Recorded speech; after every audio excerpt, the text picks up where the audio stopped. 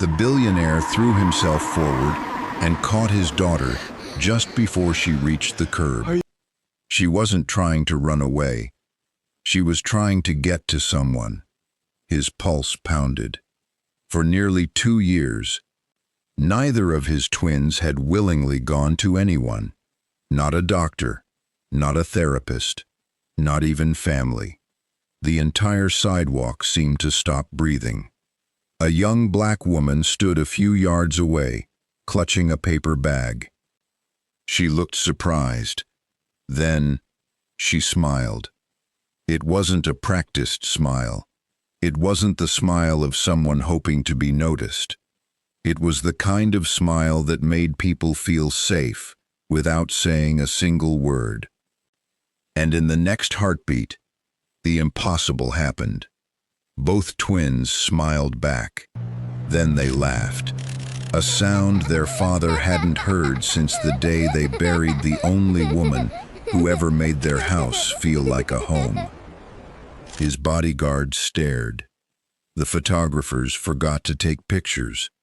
Even strangers stopped walking. No one could believe what they had just witnessed. He had spent millions searching for that moment.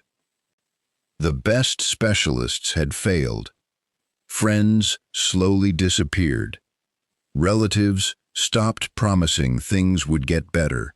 Eventually, everyone accepted that the children would never smile again.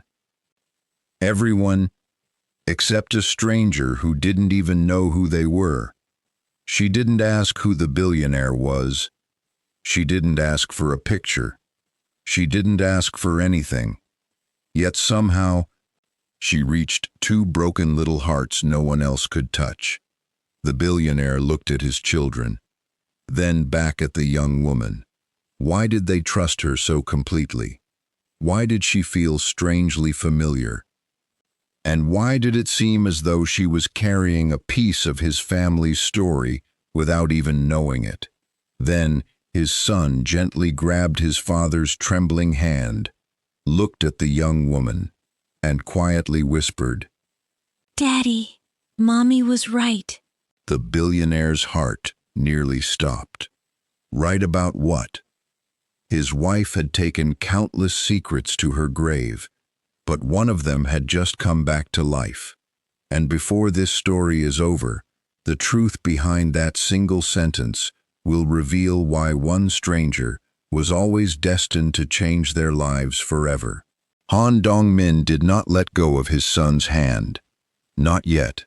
His mind was still catching up to what his ears had just heard. "Daddy, Mommy was right." 4 words. 4 words that undid 2 years of silence in a single breath. He crouched slowly until he was eye level with Seo-jun, searching his son's face for something, anything, that would explain what had just happened. But the boy wasn't looking at him anymore. He was looking past him, at her. The young woman still stood there, frozen in place, the paper bag now crushed slightly against her chest. She looked like someone who had wandered into a scene that didn't belong to her, like she'd tripped into someone else's miracle by accident. "I'm sorry," she said quietly, taking a step back. "I didn't mean to. I wasn't trying to. Please." Dong-min's voice cracked in a way it hadn't cracked in public for 2 years. "Don't go."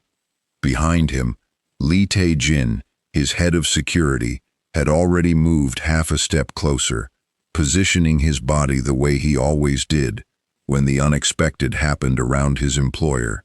But even he hesitated, watching the twins cling to their father's coat. Both of them turned toward a total stranger, like she was the only steady thing on the sidewalk. So-yeon reached her small hand out, not toward her father, toward her. The young woman looked at the tiny fingers stretching toward hers, and something in her chest seemed to soften. She crouched down, slowly, carefully, the way someone does when they don't want to frighten a bird that's landed on their palm. "Hi," she whispered. Seo-yeon's fingers curled gently around hers, and for the first time in almost 2 years, in front of a crowd of strangers and photographers who had forgotten to lift their cameras, Han Seo-yeon laughed. It wasn't loud. It wasn't dramatic. It was small, fragile, like the first flame catching on a match that had been struck too many times in the wind. But it was real. Dong-min pressed a hand over his mouth. His shoulders shook once, then again, and for a man who had built an empire out of never showing weakness in front of people, he did not care, in that moment, who was watching. "What's your name?" he finally managed to ask. The young woman rose to her feet, still holding his daughter's hand like it was the most natural thing in the world. "Lucy," she said, "Lucy Morgana." He repeated it under his breath, like committing it to memory was the only thing keeping him upright. "Lucy Morgana."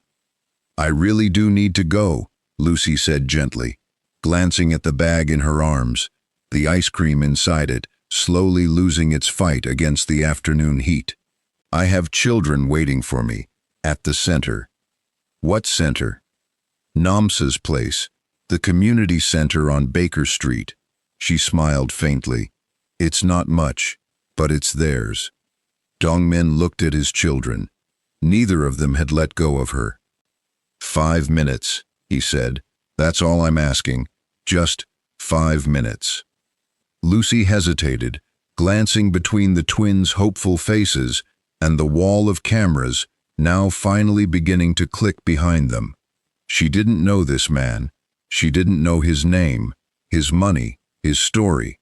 All she knew was that 2 children were looking at her like she was the only solid ground left standing. 5 minutes, she agreed. None of them knew yet that those 5 minutes would unravel a secret that had been buried for years. One that would change everything they thought they understood about grief, about fate, and about the woman who had died holding a truth she never got to speak. To understand how much that sidewalk truly mattered, you had to understand what the 2 years before it had cost. Han Dong-min had built one of the largest shipping and logistics conglomerates in the country from the ground up. Starting with a single fleet his own father had nearly driven into bankruptcy. By the time he turned 40, his name was spoken in the same breath as the country's oldest family dynasties. Boardrooms went quiet when he entered. Rivals studied his every move.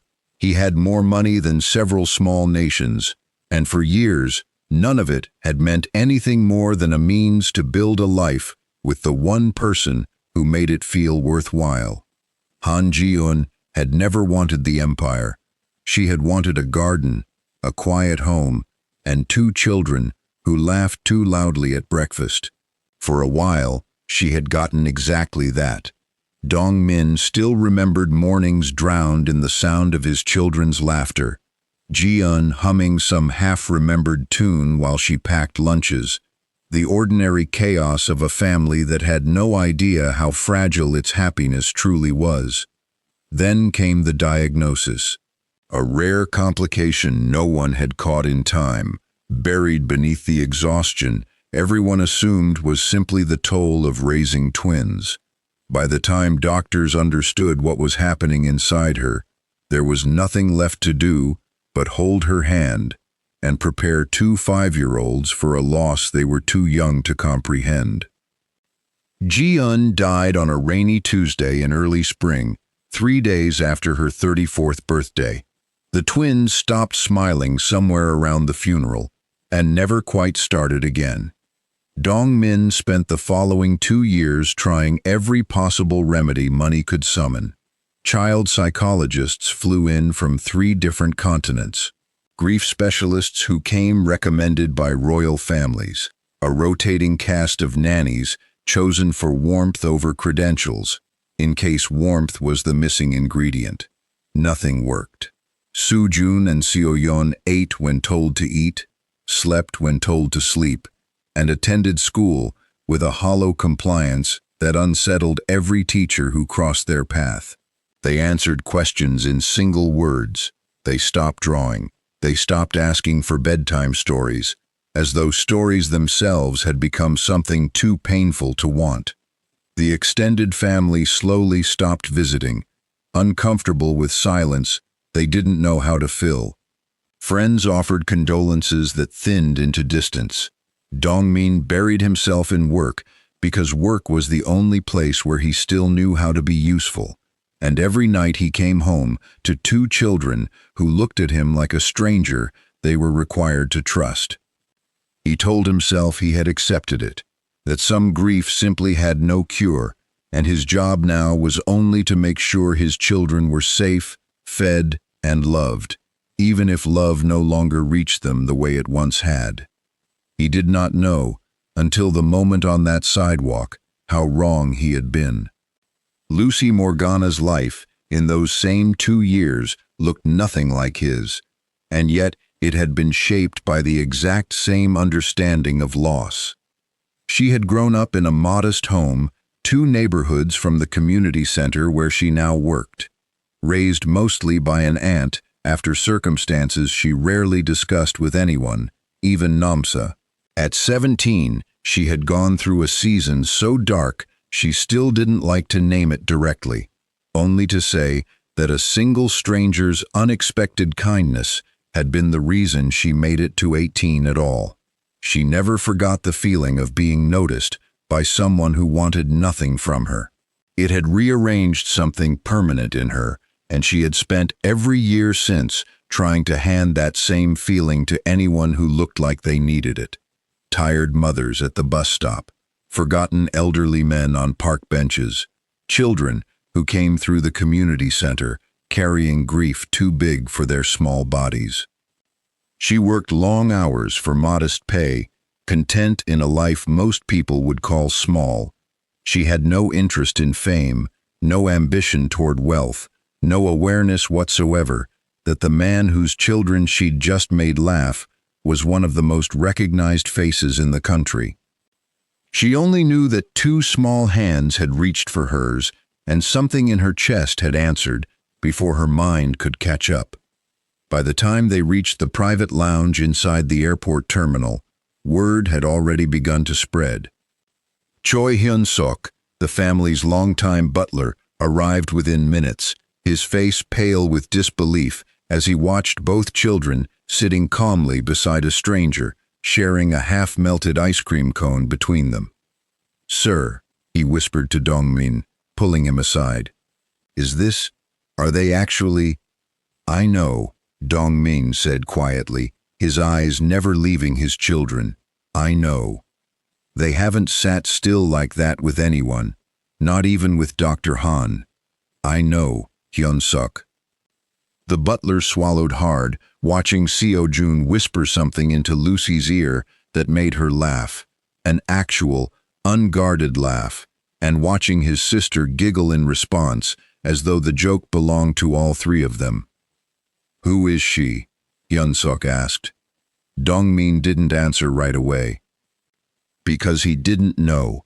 Not yet. That night, long after Lucy had returned to her small apartment above a laundromat 3 neighborhoods away, Dongmin sat alone in his study, a glass of untouched whiskey sweating beside a photograph of his late wife. Han Ji-eun smiled at him from behind the glass frame, frozen in a moment, from before everything changed, before the diagnosis, before the hospital room, before 2 children learned what it meant to lose the only parent who could make the world feel safe. "What did you know," he whispered to the photographer, "that you never told me?" Because there was no version of "Mommy was right" that didn't imply Jian had spoken about Lucy before. But how could that be possible? Lucy didn't recognize him. She had no idea who he was until the cameras started flashing. And yet his son had said it with such certainty, such quiet conviction, that it settled into Dongmin's chest like a stone dropped into still water, sending ripples through every memory he thought he understood. He needed answers. And there was only one place left to look, inside the boxes of his wife's belongings that he had never had the strength to open. 3 neighborhoods away, Lucy sat on the edge of her bed, staring at her phone. 42 missed calls. Reporters, bloggers, numbers she didn't recognize, all wanting the same thing: her story, her angle, her secret connection to South Korea's most photographed billionaire. She had none. She had smiled at 2 grieving children because that was simply who she was. She smiled at the elderly man who fed pigeons outside her building. She smiled at the tired mothers waiting at the bus stop. She smiled because 7 years ago, someone had once told her that a stranger's smile had kept her from giving up on a night she almost didn't survive, and she had promised herself she would spend her life paying that forward, one face at a time. She never expected it to make headlines. She never expected it to make her a target. Her phone buzzed again. A text from Namsa Kumalo, the director of the community center where she worked. "Lucy, you're trending. Please be careful." Lucy set the phone face down on her nightstand and closed her eyes, trying to remember the feeling of Seo-yeon's small hand curling around hers, trying to hold on to that instead of the noise that had followed her home. She didn't know yet that the calm wouldn't last. By morning, 2 photographers were already camped across the street from the laundromat beneath her apartment. She noticed them through the gap in her curtains while making coffee, and something cold settled low in her stomach, the first real understanding that her life had shifted onto a track she hadn't chosen. She went to work anyway, because the children at the center didn't care about headlines, and because standing still felt more dangerous than moving forward. Namsa met her at the door before she'd even crossed the threshold. "There are reporters asking about you at the corner," Namsa said, steering her quickly toward the back office. "I told them you don't work here. I don't know if they believed me." "I'm sorry," Lucy said immediately. "I never meant to bring this to your doorstep." "You didn't bring anything." Namsa's voice was firm, maternal in the way it always was when Lucy needed steadying. "A billionaire's children smiled at you on a sidewalk. That's not a crime. And it's not your fault. The world doesn't know how to leave kindness alone." Still, by midday, 3 parents had quietly pulled their children out of the afternoon program, uneasy about the sudden attention gathering around the building. Lucy said nothing, only nodded, and returned to sorting donated books, her hands steady even as something inside her cracked a little further with each departure. That evening, alone in her apartment, with the blinds drawn tight, she allowed herself, for the first time, to cry. Not because of the headlines, not because of the strangers debating her character online, but because, for one golden, unguarded moment on a sidewalk, she had felt like she'd done something that mattered, and now the world was trying to convince her it had been a mistake. 3 days later, the story was everywhere. Billionaire's silent twins speak after mystery woman's touch. Who is Lucy Morgana? Gold digger or guardian angel? The last headline made her stomach turn. She sat in Namsa's office at the community center, arms crossed tightly over her chest, watching the older woman scroll through comment after comment with a growing frown. "They're saying you planned it," Namsa said carefully. "That you knew who he was, that you targeted the children." "That's insane," Lucy said. "I didn't even know his last name until it was on every screen in the city." "I believe you." Namsa reached across the desk and placed a steady hand over Lucy's. "But belief doesn't stop the internet, sweetheart. You need to be prepared for what's coming." What came was worse than either of them expected. By the end of the week, photographers had found her apartment. Her employer at the center, although sympathetic, had quietly asked her to consider working from the back office rather than the front desk. Just until this dies down. Strangers online dissected her childhood, her income, her old social media photos, twisting fragments of her life into a story that made her sound like a con artist stalking a grieving widower's fortune. She had done nothing but smile at 2 children on a sidewalk. And it was destroying her peace, one headline at a time. Dong Min, meanwhile, was fighting a different kind of storm. His lawyer, Yoon Min Kyu, sat across from him in the study, a folder of press statements untouched between them. "The board is asking questions," Min Kyu said carefully. "They want a statement distancing the company from whatever this is." "There's nothing to distance from," Dong Min said. "My children spoke for the first time in 2 years. I understand that, but perception—" "I don't care about perception, Min Kyu." Dong Min's voice was low, controlled, but there was something dangerous beneath it, something that hadn't surfaced since the week Ji-eun died. "For 2 years, I have watched my children flinch away from every hand that reached for them, every therapist, every relative, every gift I bought hoping it would make them feel something again. And in one afternoon, a stranger who wanted nothing from us gave them back their voices." Min Kyu fell silent. "Find out everything you can about her," Dong Min said, "not to expose her, to protect her, because whatever is happening, the world is about to make her life very difficult, and I refuse to let that happen to the only person who has reached my children in 2 years." Tae-jin returned 2 days later with a slim folder, setting it down on the desk with none of the usual clipped efficiency he brought to his reports. "There isn't much here, sir," he said. "No debts worth mentioning. No history with tabloids, no pattern of seeking attention. She works 6 days a week at a community center for modest pay and has for the better part of a decade. Her neighbors describe her as quiet, kind, the kind of person who remembers your name after meeting you once." "That's it?" "That's it." Tae-jin hesitated, choosing his next words carefully. "For what it's worth, sir, in 15 years protecting this family, I've read 100 files on people who wanted something from you. This isn't one of them."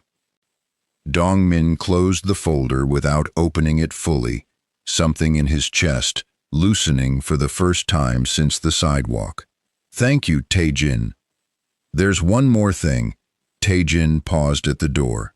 "She's been offered money twice this week by outlets wanting her story. She turned both down without negotiating. Most people at least ask how much."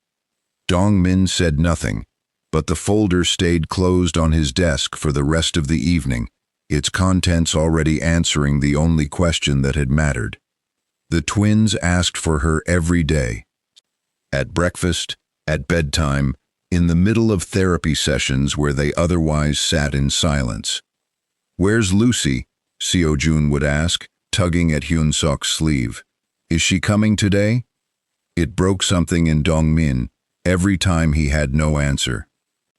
On the 5th day, he arrived unannounced at the community center on Baker Street, dressed down in a plain coat, no security trailing visibly behind him, though Tae-jin lingered somewhere near the entrance out of habit. Lucy was in the middle of reading to a group of children when she looked up and saw him standing in the doorway. Her expression didn't light up the way the headlines might have suggested it should. Instead, something tired and wary passed over her face.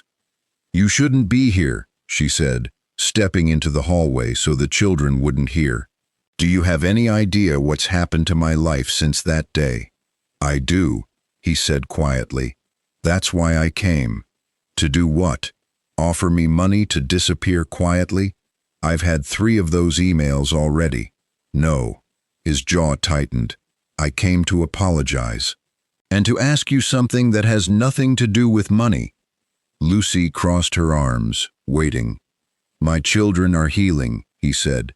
"For the first time since their mother died, they're laughing, drawing, sleeping through the night without waking up screaming. And every single time, it's because of you. I'm not asking you to save my family, Lucy. I'm asking you not to disappear because the world decided to make you a headline for something you never asked for. Lucy's eyes glistened, though she blinked it away quickly. They're just children who needed someone to see them, she said softly. I didn't do anything special. You did the one thing no one else could. For a long moment, neither of them spoke. Then, from down the hallway, a small voice called out. Lucy? Seo-jun had followed her voice, still in his school uniform, Hyun-suk trailing anxiously behind him with an apologetic look on his face. Lucy crouched down immediately, opening her arms, and the boy ran into them without hesitation. Dong-min watched, something aching and grateful twisting together in his chest. Their teacher, Ms. Park, requested a private meeting with him within the same week, something she had never once done in 2 years, despite countless quiet concerns logged in the children's files. I don't know what's changed, she said, sliding a folder across her desk, but Seo-jun raised his hand in class yesterday, for the first time since I've had him. He answered a question, and then he smiled at his own answer, as though he'd surprised himself. Dong-min felt something crack open in his chest, gentler than grief this time, though no less overwhelming. And So-yeon? She drew a picture during free time. Her classmates asked to see it. She showed them. Ms. Park hesitated. In 2 years, she's never once shown anyone a drawing before. Mr. Honorable, whatever's happening at home, please don't let it stop. He left the meeting with the folder still tucked under his arm, understanding now with complete certainty that whatever this was, it had already gone far beyond a single sidewalk encounter. It had become the thread holding his children together. That night, his son whispered the sentence again, this time with more of it intact. Mommy said we'd meet her one day, Seo-jun murmured against his pillow. She said the smiling lady would find us when we needed her most. Dong-min sat frozen at the edge of the bed. When did Mommy say that? He asked carefully. Seo-jun frowned, already half asleep. Before she got sick. She used to tell us bedtime stories about a lady who smiled at sad people until they weren't sad anymore. Dong-min's hands trembled as he pulled the blanket over his son's shoulders. Ji-eun had told their children about Lucy. Before Lucy ever knew any of them existed. If your heart is already aching for this family, that's exactly where I want you, because the truth waiting on the other side of this story is going to hit even harder. Hit that subscribe button now and drop a comment below telling me you're still watching, because the next 20 minutes are going to change everything you think you understand about this story. The unraveling began in the attic. Dong-min hadn't opened Ji-eun's old storage boxes since the funeral. Hyun-suk had packed them away with quiet efficiency 2 years ago, understanding without being told that his employer wasn't ready to face them yet. Now, sitting cross-legged on the dusty attic floor with a single lamp glowing beside him, Dong-min finally lifted the first lid. Inside were journals, dozens of them, spanning years, filled with Ji-eun's looping handwriting. He opened the most recent one first, the one she'd been writing in during her final months. Entry after entry detailed ordinary things. The twins' first day of kindergarten, a recipe she wanted to perfect, worries about a business trip Dong-min had taken that had kept him away longer than promised. And then, halfway through, an entry that stopped his breath entirely. I met someone extraordinary today at the community center. Her name is Lucy. She has no idea the weight she carries in her smile, or how many broken people she's quietly stitched back together without asking for anything in return. I think about what she said to me. that even in her darkest year, someone's kindness kept her from disappearing completely. And I can't stop thinking about our children. If anything ever happens to me, I want them to know her. I want them to feel what I felt sitting across from her today, like the world hadn't completely given up on being good. Dongmin's hands shook as he turned the page. There were more entries. Weekly visits to the center, sometimes under a different name. Always quiet, always alone. Jiun had never mentioned any of it. Not once, not even in passing. Why had she kept this hidden? He flipped further, searching for answers, and found a folded photograph tucked between two pages. Jiun, younger, sitting beside a teenage Lucy on the steps of the community center, both of them laughing at something outside the frame. The date on the back was nearly 8 years old, long before the twins were born. Long before anyone had reason to believe their paths would ever cross again. He sat with the photograph for a long time, the attic lamp flickering faintly against the dark, before Hyun-suk found him there past midnight, worry etched into the old butler's face. "Sir," Hyun-suk said softly, kneeling beside him, "you've been up here for hours." Dongmin held out the photograph without a word. Hyun-suk studied it, then the journal entry beside it, and slowly exhaled. "I remember this," he murmured. "Madam used to disappear on Thursday afternoons. She told me it was a pottery class.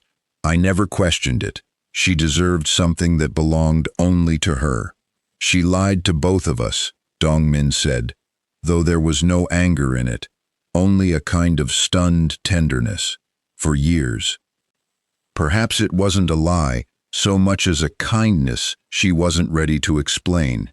Hyun-suk offered, "Some gifts don't make sense until the moment they're needed." Dongmin ran his thumb along the edge of the photograph, over his wife's laughing, younger face. Why didn't she tell me? I would have wanted to know her. I would have wanted our children to grow up knowing her. Maybe, Hyun-suk said gently. She knew that some things arrive better as a surprise than as an instruction. Madam was many things, sir, but she was never careless. If she kept this quiet, I imagine she had her reasons, reasons that were always going to end exactly where we are now. Dongmin closed the journal slowly, holding it against his chest the way a man holds the last tangible piece of someone he still isn't ready to release. "I need to show her," he said. "Lucy deserves to know she wasn't a stranger who wandered into our lives by accident." "Are you certain that will help her?" Hyun-suk asked carefully. "It might only add more weight to what she's already carrying." "Maybe," Dongmin admitted. "But she deserves the truth more than she deserves my protection from it." Lucy, unaware that any of this existed, was dealing with a different kind of reckoning. The online hate had escalated. Someone had leaked her home address. Namsa insisted she stay at the center overnight for safety. And even then, a group of photographers had gathered outside the gate, hoping for a glimpse of the woman the internet had turned into either a saint or a villain, depending on which article you read. Fearing she was putting the children in danger simply by being near them, Lucy stopped visiting the estate for nearly a week. A pause she told herself was temporary, a way to let the cameras lose interest before returning to the family she'd grown to love. By the third day, Hyun-suk called her, his usually composed voice tight with worry. "They've stopped eating properly," he said. "So-yeon asked for you at breakfast, and when I told her you were busy, she didn't speak again for the rest of the day. So-jun won't fall asleep without asking whether you're coming tomorrow." Lucy sat frozen, guilt curling tight around her ribs. "I'm trying to protect them," she said quietly, "from all of this, from me." "I understand," Hyun-suk said, "but I've watched these children for 2 years. I know the difference between a difficult day and a relapse." This is beginning to look like the second one. She called a car that same evening, cameras or no cameras. So-yeon was already curled in bed, refusing to look toward the doorway, until Lucy's voice reached her, soft, familiar, unmistakably hers. The little girl turned over so quickly she nearly slid off the mattress, flinging her arms out before Lucy had even crossed the room. "You came back," So-yeon whispered. "I'm sorry I stayed away," Lucy murmured into her hair. "I was scared of hurting you. I didn't realize staying away would hurt you more." She made a quiet promise to herself that night. Whatever the headlines demanded of her next, she would not let fear decide how present she was allowed to be in these children's lives again. "I can't keep doing this," Lucy admitted quietly, sitting across from Namsa in the dim light of the office. "I don't want fame. I don't want money. I just want my life back." "Then walk away," Namsa said gently. "No one would blame you." Lucy thought of Seo-yeon's small hand curling around hers. She thought of Seo-jun's laugh, fragile and real. She thought of Dong-min's voice, cracking as he asked her not to disappear. "I don't think I can," she whispered. "Not yet." The following morning, Dong-min arrived at the center again, this time with the journal in hand. He found Lucy in the courtyard, sweeping fallen leaves with more force than the task required, clearly working through frustration with her hands, since she couldn't work through it with words. "I need to show you something," he said. She looked up, wary. "If this is another apology, it's not." He held out the open journal. "Please, read it." Lucy set the broom aside and took the book carefully, her eyes scanning the page he'd marked. Her expression shifted from confusion to disbelief to something raw and unguarded as recognition dawned. "I remember her," she breathed. "I didn't know her name back then. She never gave it to me. She used to come every week, always so gentle, always asking questions like she genuinely wanted to understand the world I came from. I was 17. I'd just lost the person who raised me, and I was barely holding on. She sat with me for hours some days, never judging, never rushing me to feel better. I thought about her for years afterward and never knew how to find her again." "She never told me," Dong-min said quietly. "Not once, not even in passing." "Maybe she didn't think it mattered enough to mention," Lucy said, though her voice wavered. "Or maybe," Dong-min said, "she was saving it for exactly this moment." Lucy looked down at the photograph tucked in the journal, herself at 17, laughing beside a woman she now understood had quietly shaped the rest of her life, without either of them realizing how far the ripples would travel. "She wrote that she wanted your children to know me," Lucy said softly, "if anything ever happened to her." "She got her wish," Dong-min said, "just not in the way any of us expected." In the days that followed, before the world learned any of it, something quiet and ordinary took root. Lucy began spending Saturday afternoons with the twins in the estate's garden, away from cameras, away from headlines, just a woman and two children who had decided, without ceremony, that they belonged to each other's lives now. She taught them how to press flowers between the pages of old books. So-yeon filled an entire notebook with pansies and marigolds, labeling each one in careful, crooked handwriting. So-jun, more cautious by nature, took longer to open up, but one afternoon he handed Lucy a drawing of a stick-figure family standing beneath a sun with too many rays, and asked, without looking up, whether she thought his mother could see them from wherever she was. "I think," Lucy said carefully, sitting down beside him, "that mothers find ways to see the things that matter most, even from very far away." It was the kind of answer that satisfied a 6-year-old completely, and it was the kind of answer that undid something in Dong-min, who had been standing at the edge of the garden, watching, unnoticed. One evening, walking Lucy to the gate after such a visit, Dong-min noticed an elderly woman standing across the street, watching the estate with an attentiveness that seemed almost deliberate. She wore a plain shawl despite the warmth of the evening, and when their eyes met briefly across the distance, she offered neither a smile nor a greeting, only a long, searching look, as though she were confirming something to herself. "Do you know her?" Dong-min asked Lucy quietly, nodding toward the figure across the road. Lucy followed his gaze and shook her head slowly. "I don't think so, though there's something familiar about her I can't place." She frowned, studying the woman's face for a moment longer. "Maybe she's from the neighborhood." Tae-jin, ever watchful even off duty, had already noticed the woman from his position near the gate and began crossing the street to ask a few polite questions, the way his training demanded of anyone lingering too long near the family's residence. But by the time he reached the opposite curb, the woman had already turned the corner, moving with surprising speed for someone her age, and vanished into the evening traffic before he could call out. "Gone," he reported back, frowning. "Didn't even look like she was in a hurry until I got close." Neither of them thought much of it at the time. They had no way of knowing she would return. Word of the connection eventually reached the public, though not through Dong-min or Lucy.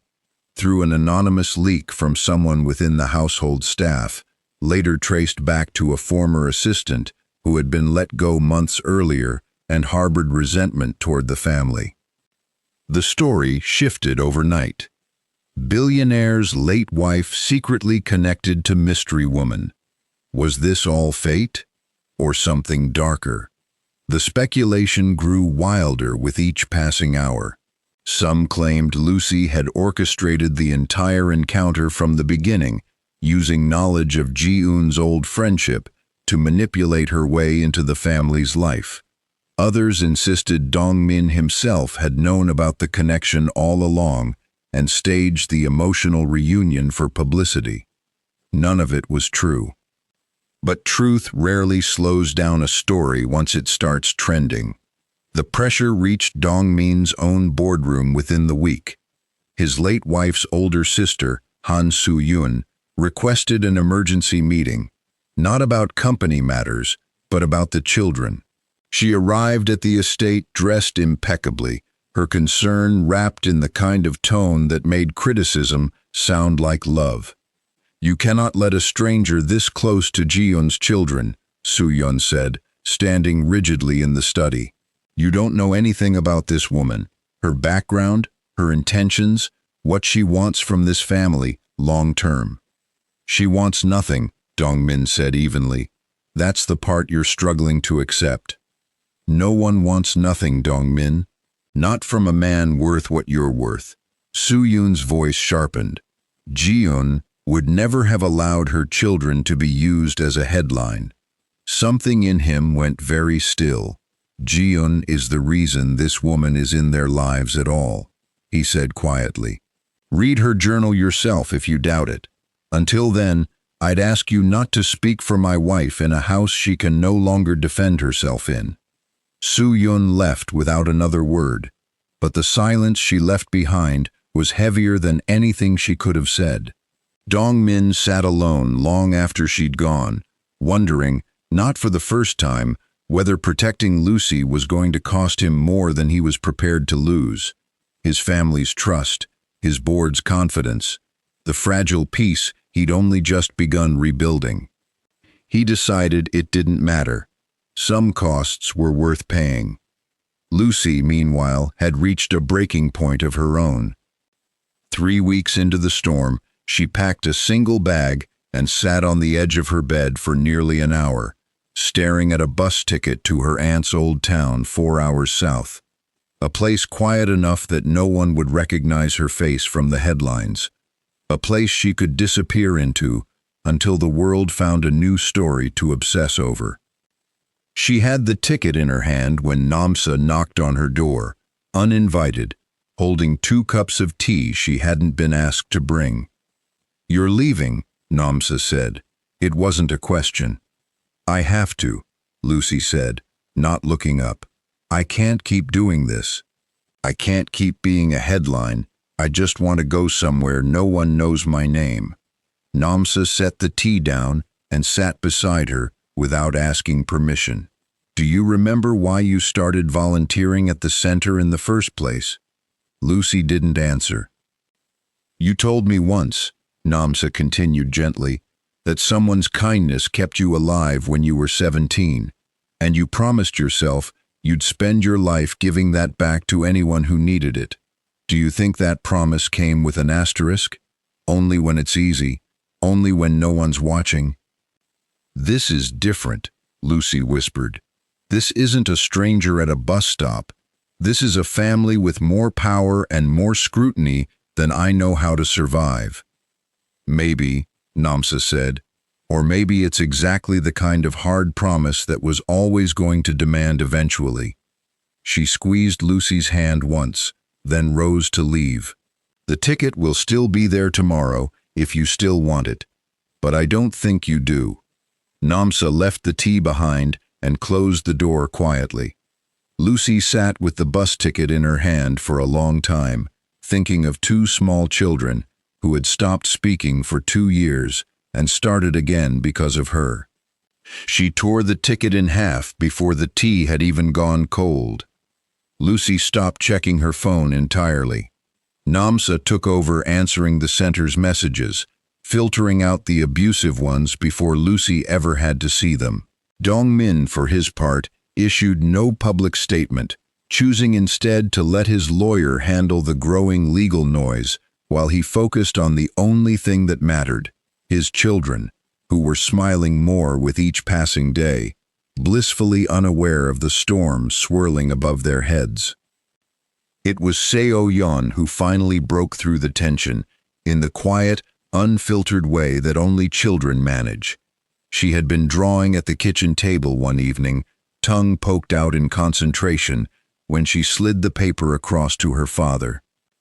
It was a crayon drawing of 4 figures holding hands, Dong-min, Seo-jun herself, and a 4th figure with a wide, unmistakable smile and skin colored carefully in a warm brown crayon. "That's our family," Seo-yeon said simply, as though it were the most obvious thing in the world. Dong-min stared at the drawing for a long moment, throat tightening.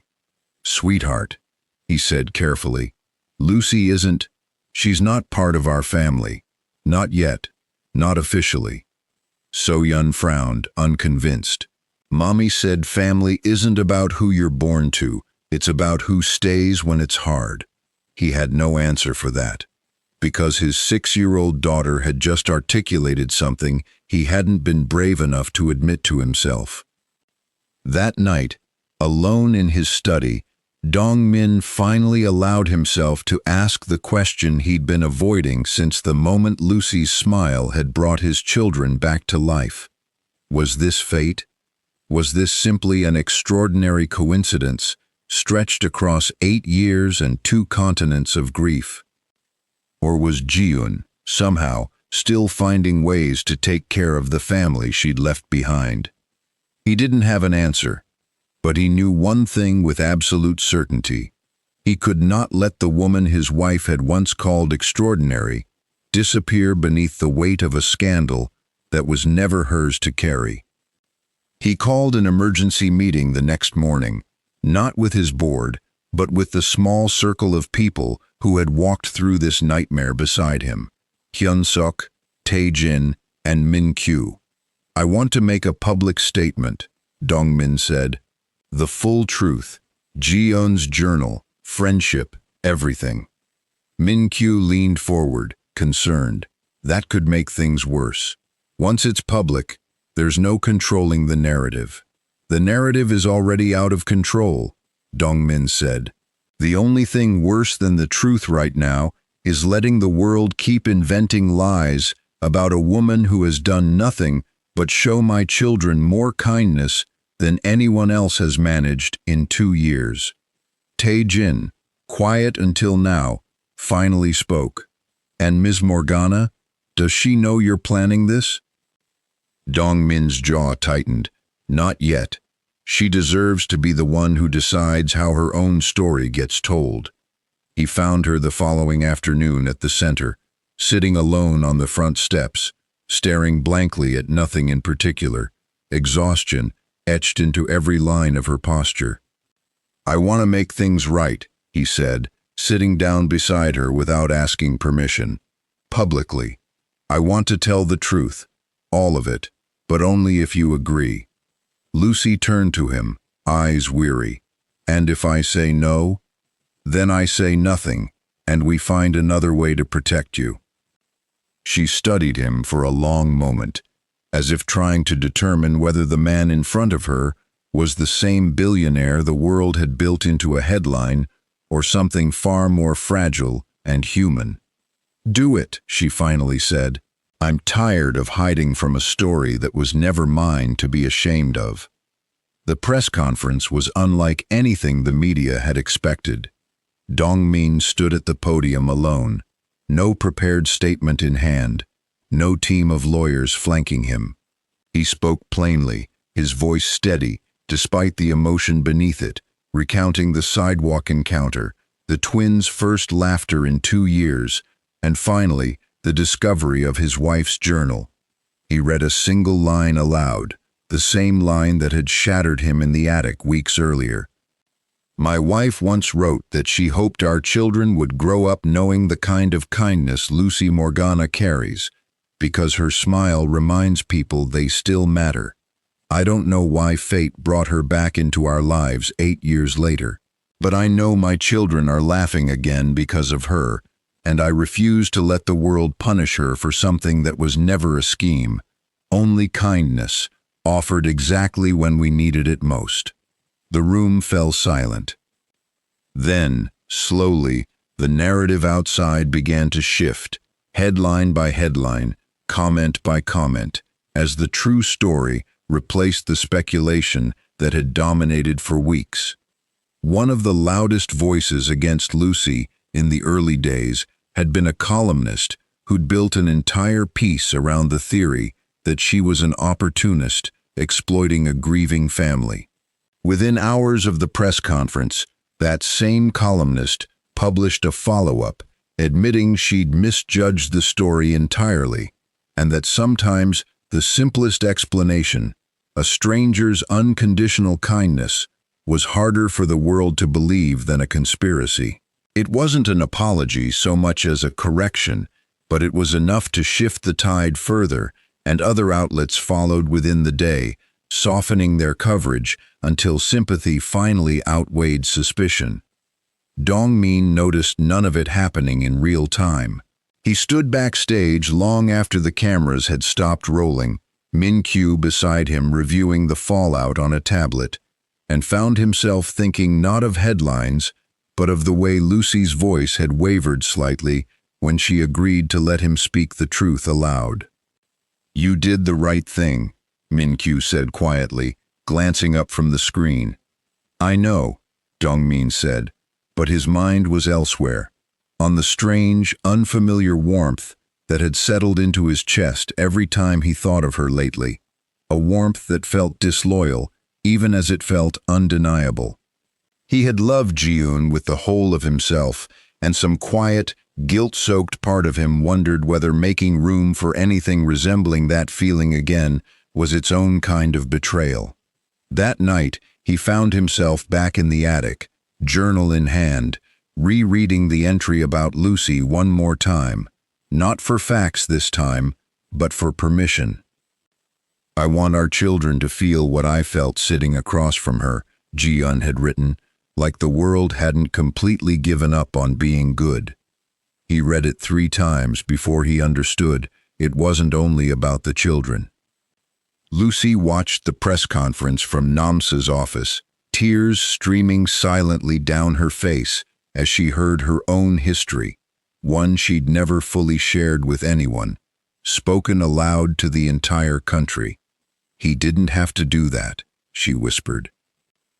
"No," Namsa agreed, squeezing her hand, "but he did." In the weeks that followed, The public's hostility softened into something closer to fascination, then admiration. Donations poured into the community center. Messages of support replaced the hateful comments that once flooded Lucy's inbox. Dongmin visited often now, no longer hiding behind unannounced appearances, but openly, bringing the twins with him each time. So-jun and So-yeon had taken to calling the center Lucy's house and refused to leave without saying goodbye to every child there, not just her. One afternoon, as the twins played in the courtyard, Dongmin found himself standing beside Lucy at the fence, watching in comfortable silence. "She used to write that grief doesn't disappear," he said quietly. "It just learns new shapes to hide in. I think that's what happened to my children. Their grief hid behind silence." "And now?" Lucy asked. "Now it's learning how to become something softer because of you." Lucy looked at him, something unspoken passing between them. Not quite romance, not quite friendship, but the quiet beginning of something neither of them was ready to name yet. "I have a request," she said instead, breaking the moment gently. "Not for me, for the center. Anything. Your company owns the building next door. I heard it was scheduled for demolition to make way for another development. NAMSA's been trying to expand our programs for years, but there's never been space or funding. If you really want to do something meaningful, do it for the children who don't have a stranger's smile waiting for them on a sidewalk." Dongmin didn't hesitate. "Consider it done." He didn't move away afterward, and neither did she, both of them lingering at the fence a moment longer than the conversation required. "Can I ask you something?" Lucy said eventually, her eyes still on the twins chasing each other across the grass. "Anything. Does it feel strange to you that grief brought us together this way? That the worst thing that ever happened to your family is the reason we're standing here?" Dongmin considered the question longer than she expected him to. "I used to think grief only took things away," he said finally. "I've learned it can also clear space for something it never intended to make room for. I don't think Ji-eun would call that strange. I think she'd call it exactly what she hoped for, even if she never lived to see it happen this way." Lucy said nothing, but she didn't step back either, and for the first time since a sidewalk outside an airport had rearranged both their lives, the silence between them felt less like grief and more like the quiet, uncertain beginning of something neither of them was in any hurry to rush. Months passed. The demolition plans were quietly reversed. Renovation began instead, transforming the neighboring building into an extension of the community center. New classrooms, a proper kitchen, a library filled with donated books, and a courtyard large enough for every child in the neighborhood to play without waiting their turn. On opening day, laughter echoed through both buildings, dozens of children running between rooms that had once been destined for a parking structure. Sunlight poured through the new skylights NAMSA had insisted on, catching the fresh paint on the walls, soft yellows and greens the children had voted on themselves. A long table near the entrance held donated books stacked higher than some of the younger kids, and somewhere near the kitchen, a group of volunteers argued cheerfully over whose recipe for the celebration cake had turned out better. NAMSA stood near the doorway for a long while before anyone noticed her crying quietly, one hand pressed to her chest. When Lucy found her there, she only shook her head and laughed through the tears. 12 years ago, I asked this city for a bigger building," she said. 12 years of grant applications and polite rejections, and it took one smile on a sidewalk to get it done in 6 months. It took more than a smile, Lucy said gently. It took you refusing to give up on these children for 12 years first. Near the library corner, a thin, quiet boy named Kagiso new to the center that same month, still adjusting to a home life that had recently fallen apart, sat alone, flipping through a picture book, watching the celebration from a careful distance. Lucy crouched beside him without a word, simply sitting close enough that he wouldn't feel alone in the noise, until eventually he scooted an inch closer and showed her the page he liked best. It was a small thing. It was the same small thing that had once changed everything for two grieving twins on a sidewalk, offered again without condition, exactly the way Lucy had always given it. Se-so-jun and Se-so-yeon were among the crowd too, indistinguishable from any other child in the room, save for the security detail lingering discreetly near the entrance. Han Soo-yoon arrived unannounced an hour into the celebration, dressed far too formally for a building full of finger paint and running children, standing stiffly near the entrance as though uncertain she belonged there at all. Dongmin approached her before she could retreat. "I'm glad you came." "I read the journal," Soo-yoon said quietly, not quite meeting his eyes. "All of it. My sister never told me about any of this either." She paused, watching Seon chase another child across the courtyard, shrieking with laughter. "I owe someone an apology, I think." "She's by the library entrance," Dongmin said, in the blue dress. Soo-yoon found Lucy a few minutes later, and though neither of them ever spoke of exactly what passed between them, Lucy returned to Dongmin's side afterward, with reddened eyes and a small, surprised smile, saying only that some bridges took longer to build than others, but this one, at least, had a foundation now. Dongmin stood at the edge of the courtyard, watching his children play without a single trace of the silence that had once defined them. Beside him, Lucy smiled, the same warm, unguarded smile that had started all of this on a sidewalk outside an airport. "Thank you," he said quietly. "For what?" "For refusing to disappear." It was during the final walkthrough of the newly renovated building that the last piece of the story revealed itself. Namsa had asked Lucy to help clear out an old storage closet in the original building, forgotten boxes belonging to former volunteers, donations that had never been sorted, remnants of a decade's worth of quiet community work.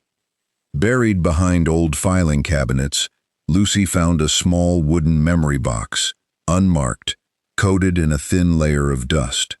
She almost left it where it sat, assuming it belonged to some long-departed volunteer, until her fingers brushed against the lid and a single word caught her eye, etched faintly into the wood, in handwriting she now recognized instantly. Jiun. Her breath caught. She sat back on her heels in the dim storage closet for a long moment, the box resting in her lap, unsure whether she had the right to open it at all. It felt, somehow, like intruding on a conversation that had been sealed shut for a reason. But her name was the second thing she saw, written in smaller letters just beneath. For Lucy, if she ever finds this. Her hands trembled as she lifted the lid. Inside was a folded letter and an old memory card. She brought it immediately to Dongmin. His hands trembled as he opened the letter first, recognizing his wife's handwriting instantly. "If you're reading this," it began, "then I never got the chance to tell you myself, and I'm sorry for that. I recorded something for our children in case I ran out of time to say it in person. Please make sure they see it, not now, but when they're ready. And if Lucy is still part of your lives when you find this, tell her I never forgot her. Tell her the kindness she gave a stranger years ago became the reason our children learned to smile again." Dongmin's breath caught as he lifted the memory card with shaking fingers. "I don't know if I'm ready to watch this," he admitted quietly, turning the card over in his palm as though it weighed far more than its size suggested. "You don't have to watch it alone," Lucy said, He looked up at her, something unspoken settling between them. Gratitude, maybe, or the quiet relief of no longer having to carry a memory this heavy by himself. Will you stay? When will we show it to the children? Only if you want me there. I don't think I could do this without you there, he said simply, and neither of them tried to name what that admission meant, only let it sit, honest and unhurried, in the space between them. That evening, the family gathered in the study, Dongmin, the twins, Hyun-sok standing quietly by the door, and Lucy, invited for the first time into the most private room in the house. The video began simply, Ji-eun, seated in this very study, visibly weaker than the photograph on the shelf, but smiling nonetheless. If you're watching this, she said softly, our children are probably missing me more than words can hold. I need you to know something, my love. Love doesn't disappear when someone leaves this world. Sometimes it just changes shape. Sometimes it arrives wearing the smile of someone you never expected to meet again. The room was silent except for quiet crying. Dongmin's, the children's, even Hyun-sok's, standing rigidly by the door with tears he made no effort to hide. Ji-eun's gaze on the screen seemed to look directly at Lucy, though she could never have known, all those years ago, that this moment would ever come to pass. Lucy, Ji-eun said gently, if you're there, thank you, for giving a scared 17-year-old a reason to keep going, and for finding your way back to my family when they needed you most. I don't believe in coincidences. I believe some people are simply meant to cross paths more than once. The video ended. No one spoke for a long moment. The only sound in the study was the soft, uneven breathing of a family trying to hold itself together. Then So-yeon climbed quietly into Lucy's lap, pressing her small face against her shoulder, and So-jun followed, wrapping his arms around both of them. Lucy held them close, tears slipping silently down her cheeks, understanding for the first time the full weight of the sidewalk moment that had changed all of their lives. She knew, Lucy whispered, half to herself. She knew all along that this would happen. No, Dongmin said softly, crouching beside them, his hand resting gently on his daughter's back. I don't think she knew. I think she hoped. There's a difference. Knowing doesn't require this much courage. I hope so. Hyun-sok excused himself quietly to fetch water for the children.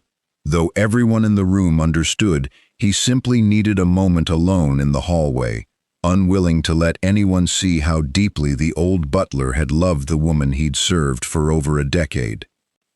Seo-jun lifted his tear-streaked face from Lucy's shoulder. Is Mommy happy? He asked. Are you here? Lucy pressed a kiss to the top of his head, unable to trust her voice for a moment. I think, she finally managed, she's the reason I'm here at all. Later that night, as the household settled into an unfamiliar peace, Lucy stepped outside into the courtyard alone, needing a moment to breathe beneath the quiet stars. She didn't hear the soft footsteps approaching until an elderly woman's voice broke the stillness beside her. You gave them their laughter back, the woman said, watching her carefully from a few feet away. But I wonder if you've ever stopped to ask why your smile carries so much weight, child. Lucy turned, startled. She didn't recognize the woman, an older figure with kind, knowing eyes, wrapped in a shawl despite the mild evening air. I'm sorry, Lucy said. Have we met? The woman smiled faintly, almost sadly. Not yet. Not really. She studied Lucy's face a moment longer, something unreadable passing behind her eyes. She has no idea who she really is, the woman murmured, almost to herself. What did you say? Lucy asked, confusion creeping into her voice. Wait, Lucy said, stepping forward. Please, how do you know that? Who are you?" The woman only tilted her head, studying her the way someone studies a photograph they haven't seen in decades, searching for a resemblance they're almost afraid to confirm. "You have her eyes," she murmured, almost to herself. "I always wondered if I'd live long enough to see them again." "Whose eyes?" Lucy's voice trembled. "Please, I don't understand." But when she blinked, the courtyard was empty. The woman was gone, as though she had never been there at all. Lucy stood frozen beneath the stars, a chill settling over her that had nothing to do with the night air. The elderly woman's words echoing in her mind, long after the silence returned. She had no idea who she really was. What did that mean? And why did it feel, deep in her chest, like the truest sentence anyone had ever spoken to her? She told Namsa about it the following morning, sitting in the same small office where so much of this story had already unfolded, her hands wrapped tightly around a cup of tea she wasn't drinking. "An elderly woman," Namsa repeated slowly, "in a shawl, watching the estate. You know her," Lucy said, catching something shift in Namsa's expression. "I don't know her," Namsa said carefully. "But I've seen a woman matching that description near the center before, years ago, back when I first started here. She used to ask about you specifically, whether you still worked nearby, whether you were well. I always assumed she was a former client, someone whose family we'd once helped. I never thought to ask her name. Why didn't you tell me?"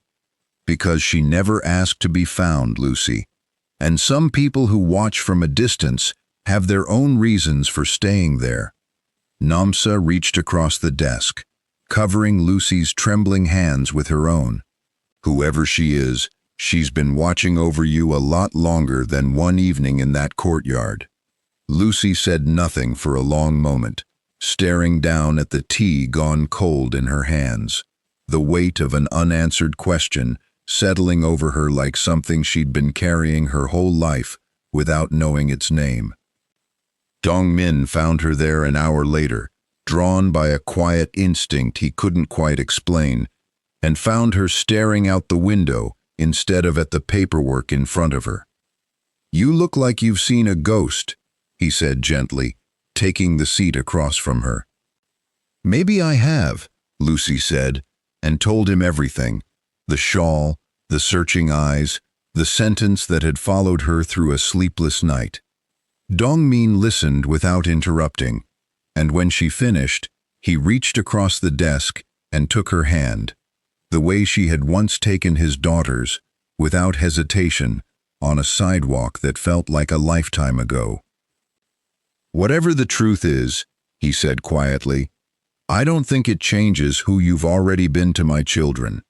To me, to this entire center full of kids who call you their favorite person in the building." He paused. "But if there's more to your story than either of us understood, I promise you won't have to face it alone." Lucy managed a small, unsteady smile, the same smile that had once stopped an entire sidewalk of strangers in their tracks. "That's the thing about kindness," she said softly. "You give it away for years, never expecting anything back, and then one day it turns around and hands you a mystery you never asked for." Outside, the late afternoon light stretched long and gold across the courtyard, over children who had no idea their laughter had once been the missing piece of someone else's healing, and over a woman who had spent her whole life being a stranger's answered prayer, without ever once wondering who might be praying for her. If this story moved you the way it moved me writing it, I need you to do two things before you go. Hit that like button, because stories like this deserve to reach more hearts that need reminding love never truly disappears. And drop a comment below with the words, "One smile changed everything." Because next time, we go looking for the answer to the question that elderly woman left behind, the truth about who Lucy Morgana really is. and why fate seemed determined to write her into this family's story, not once, but twice. Because sometimes, the greatest miracle isn't money, or power, or fame. Sometimes, it's a single act of kindness, offered without condition, reaching a heart that everyone else had already given up on. A billionaire had spent 2 years and an unimaginable fortune trying to buy back his children's laughter, only to watch a stranger hand it to them for free on an ordinary afternoon. A woman who wanted nothing more than to disappear back into her quiet, unnoticed life, had instead found herself standing at the center of a family's second chance, and now, perhaps, at the edge of a truth about herself she never knew she was missing. Somewhere, an elderly woman in a worn shawl walked home through streets that held more of Lucy Morgana's story than either of them yet understood, carrying a secret that had waited far longer than 2 years to be spoken aloud. And sometimes, that kindness is only the beginning of a much bigger story than anyone could have imagined.